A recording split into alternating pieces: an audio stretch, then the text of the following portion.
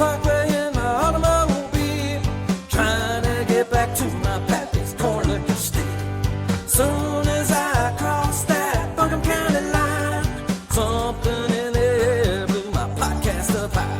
It was the wisdom from the chicks in the city sticks, and I knew right then it was gonna be my fix. No need for white lightning to get my start. It's hey Lord, have mercy, Hannah, bless your heart. Wardy, yeah, you know what I mean. It's not strange, take it from me. Wardy, come and listen to see weird mountain gals on the Wardy.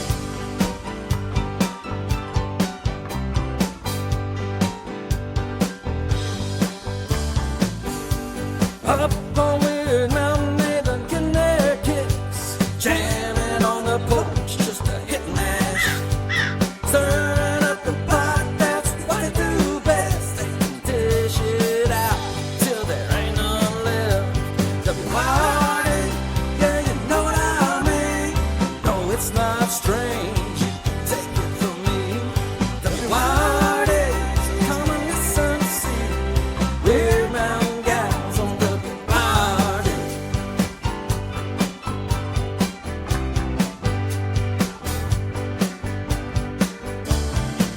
Well, I finally found my pappy's corn liquor steal. Filled up the jug and had to hit the trail. Gotta get back to the cottage in the Mashville woods, to the weird mountain gals neighborhood. W-Y-R-D, yeah, you know what I mean. It's not strange, take it from me. W-Y-R-D, come and listen and see weird mountain gals on W-Y-R-D. It's them weird mountain gals on W-Y-R-D. It's them weird mountain gals on W-Y-R-D.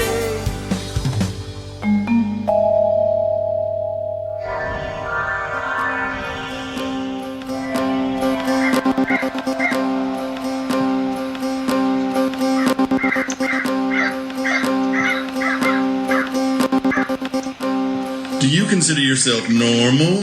Then this is not the show for you. Please go somewhere else. This is WYRD. If it's getting weird, it's got to be the Weird Mountain Gals show.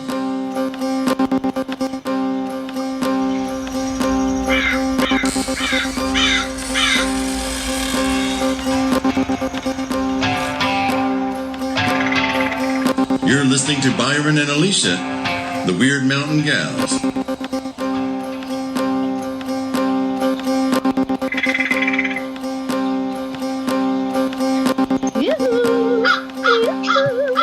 Anybody home? Anybody Wow. home? Is that Carol Burnett? I don't know. That's She's just me the- being silly as far as I can tell. That's that girl. voice. I'm doing all right. That's a happy voice to hear at a door, you know. That's the Yoo-hoo! voice of somebody who's eating some gummy vitamins. Oh, So I had my breakfast candy. your breakfast candy. That's what I do, some gummy vitamins in the morning. So, and Yeah, of I course do, the allergy medicine. Well, I do lutein and biotin as gummies. Okay. And, so it's like, oh boy, I get to start my day with D3 and my meds and this thing can help. Oh, and then candy. Candy. That's right. Candy is dandy, especially in the morning. It's like a little treat for your mouth. Candy's dandy, but liquor is quicker and sex won't rot your teeth. That's true. That is true. Was that May West? You know, I'm not very smart in the morning. I can't really reply fast, but my brain had reply. You know, I was thinking of this thing and this thing and this thing, but it didn't come out of my mouth because it's before, you know, it's still morning hours. So my body is not working as fast as my brain is right now. I tell you, it's this getting old stuff is for the birds.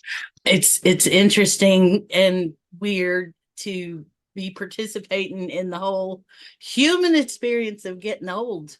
I was talking to my friend Sharon, who you've met, and we were just kind of commiserating. She's the same age as me. And we were talking about, well, I can't hardly do blah, blah, blah without having blah, blah, blah anymore, you know. And I realized all my friends are getting old, and that would mean me too. It happened. Yeah, I never would have guessed. But I do think that we're the coolest old generation. Oh, me too. Me too. Not that it matters, right? Until I get on social media with the youngins. Ugh. They've always got some complaint. Well, about this yeah. generation. We Well, didn't do nothing but ruin everything. And I'm like, listen up, youngins. Y'all still be getting drafted if it wasn't for us. that's right. Well, we did, some of us did things, some of us tried, you know, and Yeah. I know, I'm sorry they don't have everything they want. I'm sorry they don't have as much as we got when we came of age, or whatever that's supposed to mean. You know, I'm sorry. People are not happy, but that's the way it has always been. So, Yeah, yeah. exactly. Exactly. If you hear something, I'm sitting beside an open window right now. It's really pretty outside, and we got all that breeze. And I noticed that the woodpecker is here, fairly close. Peckerwood. It's a peckerwood. Yeah, so he may be looking for breakfast. And if you hear something, sounds like a jackhammer. Well, I just found out that this computer that I've had for how long now has a touch screen, and I didn't know that. I found it out right before I was talking to you. I didn't know that. Amazing. I did not know that. I really didn't know that. And I feel dumb about it because I check the specs on things real fast, you know, when I get them. And this time I just put it into production really fast because I needed to get the podcast going. And I've not even spent any time just getting to know the computer, you know, getting to know you. I've never done that. And I know I should, but it always seems like if I get a new computer, first I've got to go in and reset all my passwords and, you know, make sure all of the apps are working and all that stuff. And by the time that's done, I got to get some work done. Right. Exactly. Well, I used to just love tech just because it was technology. And that newness, you know, what do they say? The frost is off of the rose now, or what? How do they put that? The bloom is off the rose. Bloom is off the rose. The frost goes on the pumpkin. Oh, that's right. I was thinking about, well, one of these days we need to do an episode that is about turning a phrase, and we just need to write down every phrase that we do that's an old phrase. And I started going over the old phrases in my mind, and I started thinking, well, there is just a lot. We could, if we could remember all of it, we could probably code speak, you know, through a whole episode or something. Hey, are you a Star Trek person? Yes. I'm sorry, I'm laughing because I think you know the answer. Yeah, I do. You remember that episode where Picard is trapped on a planet with this being from another culture and planet who only speaks in like euphemisms? No, was this on Next Generation? Yeah. I need to go back. He would say things like, oh, and I can't remember the name, but Thonga, when the walls fell. And in their culture, if you said something like that, like in our culture, we would say Jack when he got the beanstalks, when he got the magic beans. Yeah. And then we would know what that meant. That whole story would kind of play out in our heads, and we go, oh yeah, I get what you're talking about. Yeah. So that just made me think of that. If we talked in only those Appalachian euphemisms, how funny that would be. It would be, yeah. Well, you know, and I was what I got to in my brain was we have a lot of ways to say something's ending. You're or this is over, or they're through with that, and some of it is just funny because people, the nicest people, church going women will say these phrases, and you think, have you thought about what you just said? But like, one way to say this is over and I'm tired, or this is over and that person is worn out, would be to say they've had the big lick. Yeah, he's had the big lick. Yeah. That means Yes. Yes. Well, and a wonderful phrase of getting shed of something. Well, if yes. I just get shed of this damn old car, I'd be happy. And it's just the stuff that I guess harkens back to that first generation of travelers that came into the area Yeah. with Yeah. their, 17th century and early 18th century Yeah. ways of speaking. But it's like you shed just like a dog sheds. I get shed of that, and I'd never have another. I've only maybe heard that once or twice, I guess, but I'm familiar enough. I guess so. I guess I've heard it enough to where I'm familiar with it. But we didn't say that one because I think we thought that it would show our country ignorance or something. Oh I don't yeah, know. Get I'm shed of shed of that. it. I'm shed And of it. I associate it with farmers. When I hear that, I Yeah. always think of farmers, and I don't know why. Well, it's funny because so often with anything having to do with the South or Appalachia, I always think that we're like a nation of farmers, but we weren't all farmers. We ain't Mm-mm. all farmers. We don't No, all live in a rural area. that would be nice though, wouldn't it? That would be Well, nice. There's just I not reckon enough for rural. yeah, and I reckon for an awful lot of people, they moved to the city for a reason, and they're glad they live there. Most of them, I think, moved there because of the work situation. Well, Wouldn't you because agree? somehow they thought it was going to be easier to not be Yeah, working some poor soil yeah, and yeah. milking cows twice a day and all that. They Mhm. somehow thought working in a mill 14 hours a day would somehow be easier. Yeah, I know Well, my dad and mom moved for that yeah, reason. They came to Asheville to get work. There were no jobs, well, that would pay anything, I guess. So I don't know. I know a lot of people who have moved in order to get better jobs, but if I think some of that comes around too, because there's an awful lot of people who move here to get a better quality of life. And right. boy, do they get a big old surprise, don't they? Well, and people are saying all the time, "Oh, you're so lucky to live there, boy. I wish I lived in Asheville." Blah blah blah. Well, here's what I say to them: is well, yeah, come on and move to Asheville if you want to, but do you have a trust fund? Do you Yeah, have do you a have you that have a much good money? job? You got a good job you can do from anywhere Mhm. because you don't have to have a buttload of money to live in this town. Yeah, yeah. These people who come in and do the projects, so many of them are from out of town. And we need to get off this subject because we are on this subject all the time. All the time, and already we're on it. Yeah, because it's a thing with us, I guess you could say. Well, I think as the Baptists would say, it lays heavy on our hearts. There's another good saying. Man, you are full of them today. I'm full of something today. Little That is the something. truth. I think it was because of that Beltane. I It think it was was. because of sitting in the dentist chair 2 hours yesterday. Did you get nitrous? No, oh my God, No. I can't imagine me with nitrous. I would probably pay money to sit in a room if you had nitrous. Because I probably Well, you're I know pretty. I sing the praises of my dentist all the time. He's just so darn good, but he's also funny. Is And he? I somehow got everything twisted around in my head about what had happened inside my mouth because I can't see in there. Right. I thought I already had the temporary crown in.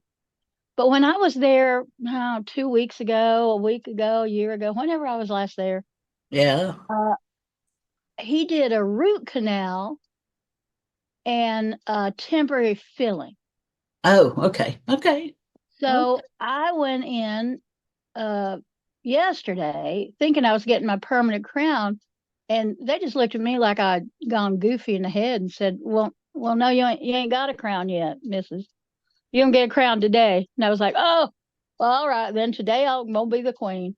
And then I go, it's just been one of those, it's kind of a time trial, but it's not, it's not painful. It's just honestly, going to the dentist smells bad Yeah, and the sound is bad. But other than that, he is so good. I never feel anything. really. He numbs me up so good. And he does what I love. He numbs the gum with something topical Yeah, before he jams in the giant needle. that's So I good. don't feel the giant needle. I've gone to dentists before that just go, well, it's going to be a little stick, and then they jam a 4-foot needle into your mouth.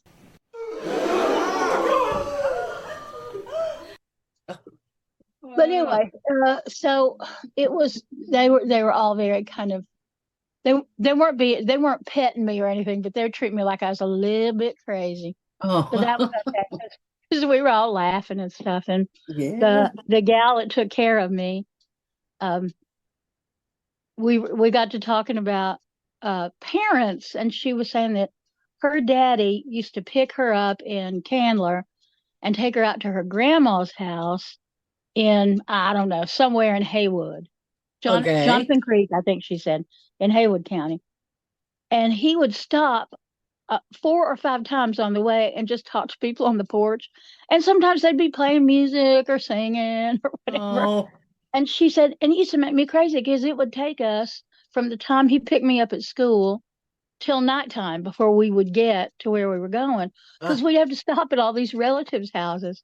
And then she had this sad look on her face. She said, you know what?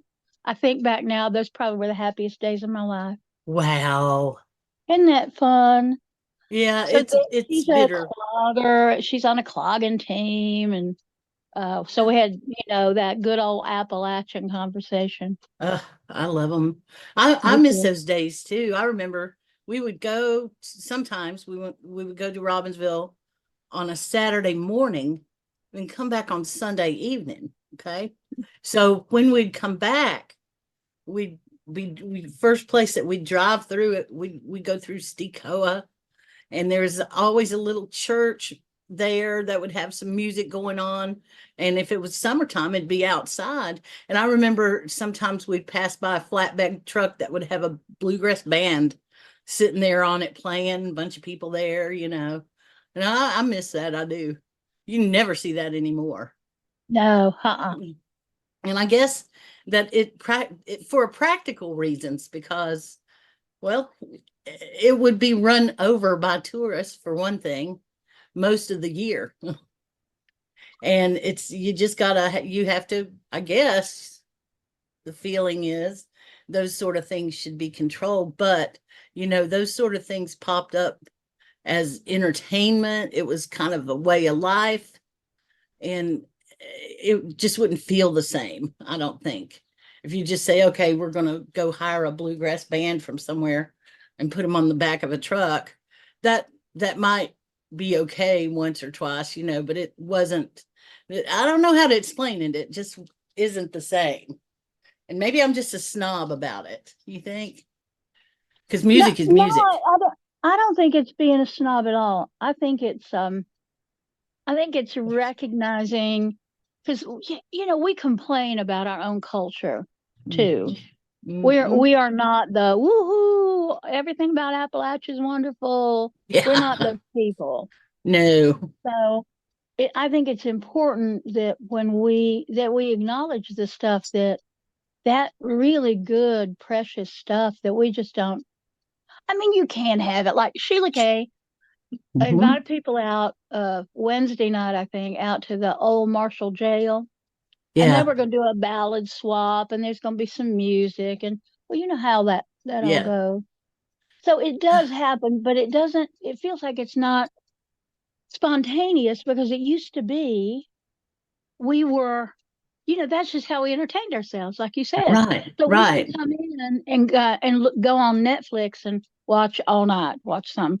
We go, Right. I'm gonna work on that thing I'm doing on the banjo, and y'all listen and let me know. Yeah. Yeah. And you saw that picture that I sent you a while back that had one of my kinfolk in it, and she was in a bonnet, and had that fiddle down at her hip playing it. Yes, yes. And the interesting thing was the old folks and the younger folks would both be at these music gatherings, and it wouldn't be any big deal. I don't recall people trying to be cool. I'm sure people were trying to be cool, okay? That's just how we are. People care about what other people think about them. But I don't recall any big deal about stuff like that. It was just, hey, let's go. I hear so and so is going to be down at such and such. Let's go, wander by there. Yeah. And of course, wander by there that's another one of those Southern things. We might wander by there if the porch in front of it doesn't have a really good apple pie going on or something, Yeah. It Yeah. sounds like Andy Griffith land, and I know it wasn't all perfect.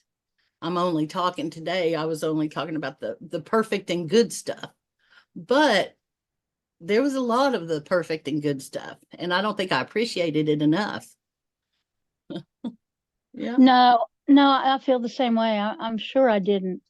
Yeah. Because I was a teenager and I just wanted to get out. I wanted to have a flush toilet. I wanted to talk to people who could talk about something besides the damn weather and gossip about their neighbors. Okay. I wanted all of that. And in my head, that meant, and I don't think just in my head, but that meant I had to get out. Yeah. I couldn't stay. I couldn't stay where I was and marry a local boy who, if I was lucky, would graduate high school and get a job. Yeah. And yeah, Hmm. and then have a trailer full of young'uns, so No that at thanks. the age I am now, I'd be a great grandmother. Boy, you're not kidding. I see so many grandmas and great grandmas that look so young, and I know they haven't all had surgery. Yeah. And I know why they look young, and it's because that Because they somebody, are young. yeah, somebody had a kid at 16, and somebody had a kid at 17, and somebody had a kid at 20, Yep. over, and then they do it again and again. Every Yeah. generation, every generation. Well, if Well, you think that the first mother, I had a baby at 16, and then her 16-year-old had a baby, then mhm, at 32 she's a grandmother. right, And if exactly. that 16-year-old had a baby, then at 66, 32, no, 32 and oh 48, golly, 48. 48, great grandmother. Yeah, it's Wow. just nuts. Wow. So, wow, that is nuts, but it's all right. It is what it is. And that's another cliche. I was always told when it came to stuff like that, that part of the reason for it was that people had kids to help them with the farm or help them with the family business, uh, because, I guess they would need the help. I've also been told that you have kids so you could have somebody to take care of you when you get old. I've heard that one too. I still hear that one, Mhm. but I hear Yes. it in kind of the opposite way. Oh. So that I see people my age that didn't have children, Mhm. and they're kind of proud of the fact that they've made arrangements for when they get older, and they're not going to burden their children with that. I agree. I knew Yeah. some folks over at Carolina Village that had, everything was neatly taken care of so that their kids wouldn't have to worry about it. And it's hard to face that thought, but I think that was just such a gift that they did, that they gave their kids in that. Because how many people do you know through the years that have had the job of cleaning out Aunt so and so's house or their mom's house, or et cetera, et cetera. And it's a tremendous amount of work that you're faced with right at the time when you least feel like doing it. Yes, in fact, I have been that person a couple times, Yeah. And I'm looking around my house now, and I've already started the big purge Have you? because there's just, you've seen my house. We're full to the brim with books. We've got literally tens of thousands of books. And I mean, we collect books. Yeah, that's all right. But I honestly think we could cut that in half And and probably be not even okay. notice it. Yeah. We have got a basement full of just stuff because we had a theater company for so long. And there's stuff we have kept, on the off chance that we were going to get a building and do whatever. So, yeah. And I believe you've got a friend who's going through that right now, don't you? I Going do, and through, I've got a relative, and yeah, I've got a friend, and actually, I got more than one friend that's doing it. We're at that age where our parents are leaving this world, and yeah. so I've got several friends that are in different stages of it. And usually, by the time it's over with, they tell me they just need a vacation. They just need a break. They're all kind of universally tired and overwhelmed, is what it seems like.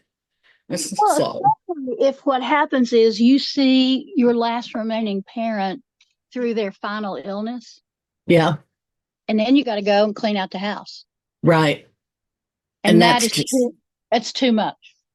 it is. It is. I It's mean, I tell my daughter all the time, I'm happy to be a burden on you because I bore you inside my body for 9 months. So just plan on me being a burden, but I don't really mean that. I know you don't. Well, I'll never forget the report. And of course, it was on television, and I can't remember where they cited it from, but there was a report, there was a study that was done. They found out that the deepest sadness and the hardest stress on you is the death of someone in your immediate family or your spouse. And then the second, number two, was to break up a marriage. Oh, And those are the two things that cause the most stress for adults in the United States. And you know what stress will do to you, especially when it's long term. So yeah, it will. It'll make you wish you were. Yes. well, and you and I in the past, COVID years, we have dealt with so much stress between the two of us and the illness that comes from that. Yeah, yeah. I am still really amazed at the people who still have COVID so prominently in their life because of long COVID. And Yeah. I'm really amazed at the people who don't even consider that they have long COVID, but they'll say from time to time, they'll say, yeah, well, ever since COVID, I haven't been able to, or blah, blah, blah has done blah, blah, blah. And I think, boy, it was really pervasive, Yeah. more so than I thought. And these people who are anti-vax, I now I'm not, as you know, anti-vax. The science supports the vaccinations, but there is a condition out there called that has been around, and I wasn't aware of it, but they're calling it long vax. And what does that mean? That they had reactions to the vaccines? They had reactions to the vaccines. Yep. Ah. And now it could be that this is around because there's people who've had reactions to the flu shots, the pneumonia shot, the whatever. Basically, what it says is a certain percentage of people will have a reaction to the vaccine, to any vaccine, I guess, is what I'm trying to say. And so there's no reason to hate it. And there's no reason to think that you're going to be one of those people either. If you're just looking for an excuse about the vaccine, that's not really valid unless you've had a reaction in the past to something like that. So you were talking about the lidocaine cream that they put on your gums before you get the Novocaine shot or whatever's in it nowadays. And I thought that's the thing that gave me my first anaphylactic reactions was the lidocaine cream. Oh, yeah, that's right. Yes. So, different people, different things, but and the effect on our brains is also another one of those things. I'm reading about this stuff, and it's kind of interesting, and it's kind of scary and sad as well. But I think that, and some people might get mad about this statement, but I think that this is one of the ways that as a species we evolve, because these sicknesses they've changed us. I feel like they've changed our biology a little bit, at least, or our physiology. Maybe that's what No, I I should say. think I think there are a lot of people who agree with you on that Would you? because we're seeing that. Yeah.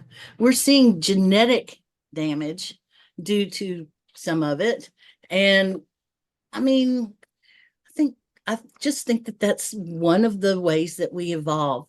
If you watch any of those documentaries about fungi, amazing fungi, did you ever see that?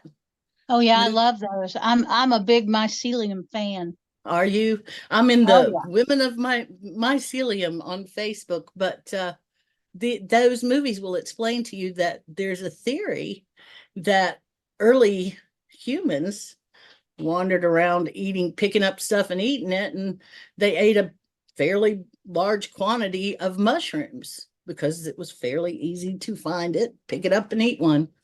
Yeah. And the thought is that kicked the human brain into a different kind of growth cycle than it would have gone into naturally. And so every time I think something comes along that affects our biology that way, our genes, our physiology, I think that as a species, we have evolved a little bit. So to me, the question is, where the hell are we going? I mean, I don't see us evolving. I mean, I don't know. No, I don't either. And I try not to be nervous about it Yeah. because, sometimes I can be a real worrywart and a nervous Nelly, and I don't mean to be, but sometimes I just am. Well, you have clear Yeah. vision is what it is, I think. You just can see things, and you just kind of have a feeling. Plus, you've read a lot of books, you've read a lot of sci-fi probably, and your mind is open to the possibilities of where we can go. Boy, I just sounded so smart for somebody in the morning still drinking something with caffeine in it. By golly, you sounded real smart. Dag nabbit. I think you may be not doing stuff in the morning because you think you ain't bright, but man, right on, sister. Yeah. So the morning is when, if I like to do my studying in the morning. I do, because my brain is not full of gafla. It's just, hopefully anyway, I would wake up feeling pretty good because I've slept okay, and I'm ready. My brain is just quiet. That's the way I like it. I wish I could say I'd studied anymore. I Well, feel like I don't. you just I used to go down the rabbit hole of all kinds of things, and I'd spend weeks and weeks studying up on stuff. And now, whew, now I can't even manage to do much of anything. well, you've studied maybe Yeah, enough in that way. I but mean, studying and well, I'm not going to say studying, learning doesn't end. that's what I was getting ready Yeah, to say, Byron, is studying yeah. is one thing, but learning is another thing. Maybe you've just taught yourself how to learn without having to sit down and study. You just observe as it goes on and make your decisions. You're smart, you're practical. I don't think you're missing much, except that you don't have enough time to get everything done that you'd like to do. Yeah. And that's everybody, though. Hey, thank you for spending your time with us here at Weird Mountain Gals. We sure do appreciate it. You know, I know time is the most important thing we have, so I promise that if you take your time to listen to us, we'll take our time to continue to be weird. Many thanks to Sunslice Records for all the help. We couldn't do it without you, Craig. Check out our social media for information, community, or a few laughs. WYRD Mountain Gals.